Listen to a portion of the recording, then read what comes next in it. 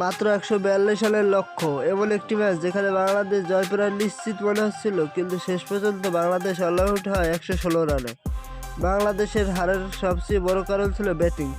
Top অর্ডারের ব্যাটাররা শুরুতে wicket হারিয়ে ফেলেন, একজনের ইনিংস বড় করতে পারেনি। ছোট লক্ষ্য তাড়া করতে গিয়ে ধৈর্য না দেখিয়ে অপ্রয়োজনীয় শট খেলার কারণে চাপ বাড়তেই থাকে।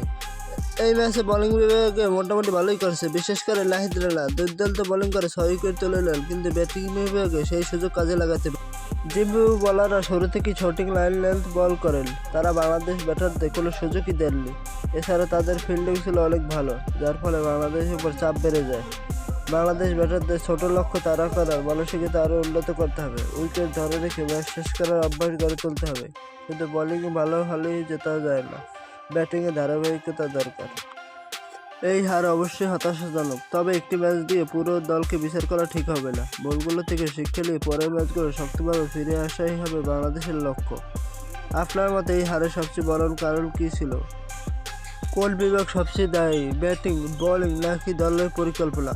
তা কমেন্টে জানান, আর চ্যানেলটিকে সাবস্ক্রাইব করে